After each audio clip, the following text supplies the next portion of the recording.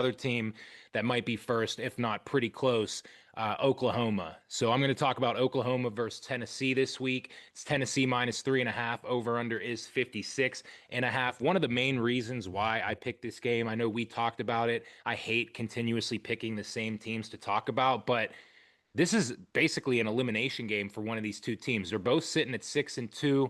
I doubt that if one of these teams lose another game, that they're going to be able to make it to the college football playoff. And also, Josh Heupel is playing against his alma mater in Oklahoma, so it'll be interesting to see. But Oklahoma's coming off a brutal loss to Ole Miss. Mateer did look better than he did against Texas, but you still got to think that they rush him back a little bit too early. His QBR wasn't really good. I want to say it was like 45.1.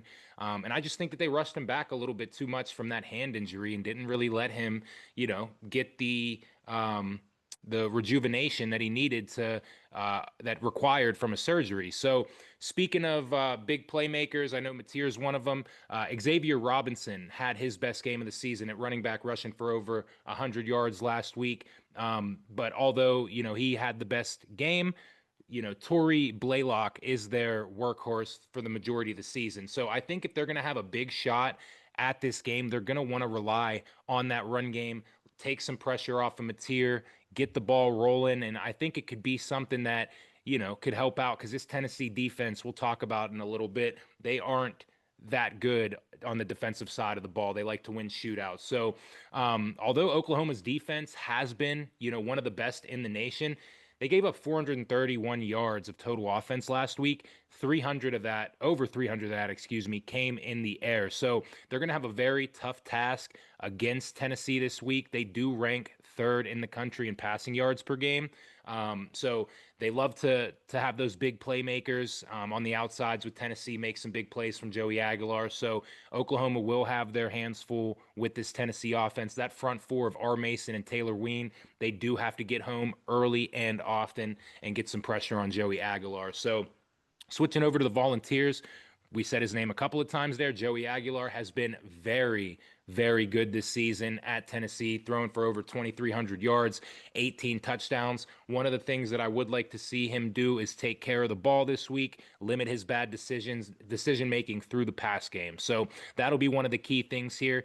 I think something that could help him out, even though they are number two or number three in the country in passing, excuse me, they have a really good running game. So Tennessee could rely on Deshaun Bishop and Star Thompson to both be killers in that backfield and open up some play action pass, take a little bit of pressure off of Joey Aguilar to move the ball downfield. And then they do have a three-headed monster on the outside at wide receivers in Brazel, Staley, and Matthews. So Oklahoma is going to have their hands tied in that secondary to see how they could take away this passing team. So Tennessee's defense, they have to do a lot better. They give up a ton of yards and they rank near the bottom in all aspects defensively. So more specifically pass and run. So they're going to have to limit those big plays from Oklahoma as well too. So look for Aaron Carter to make some big plays in this game. I really do like him. And then one of the things that I really like that Tennessee has going for him this weekend is it is a home night game. At Neyland Stadium. So that vibe is top tier down there. The fans are going to be at it. They're going to be rowdy. They're going to be ready for it. So I look for that to help propel them a little bit more over Oklahoma. One thing that could help Oklahoma's offense is Tennessee is ranked 125th in the FBS in red zone defense. They allow opponents to score on 93% of its trips.